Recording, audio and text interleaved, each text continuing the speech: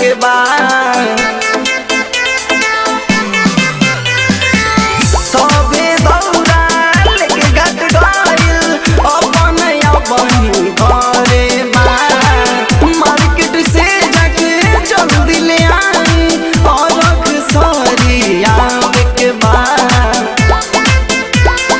घाट जाए में कभी टेंशन बा घाट जाए की टेंशन बा एक ही को छूटल रखना बा कोसिया भरे के सपना बा घाट जाए के बेरा बोइल बा एक ही को छूटल रखना बा कोसिया भरे के सपना बा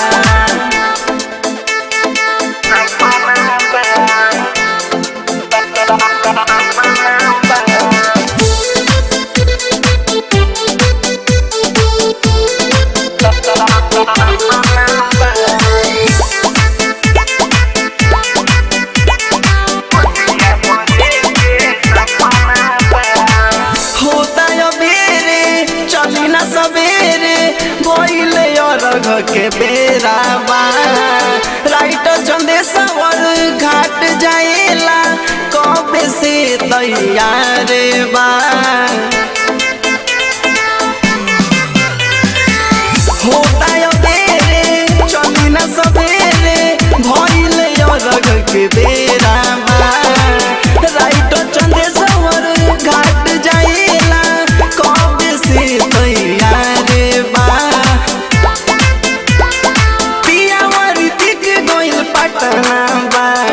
ठोकुरा जा गोइल पटना बा एक ही को छूटल ढकना बा कोसिया भरे के सपना बा घाट जाए के बेरा बोइल बा एक ही को छूटल ढकना बा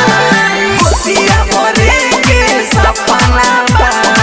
recording by KCP music Dhaka.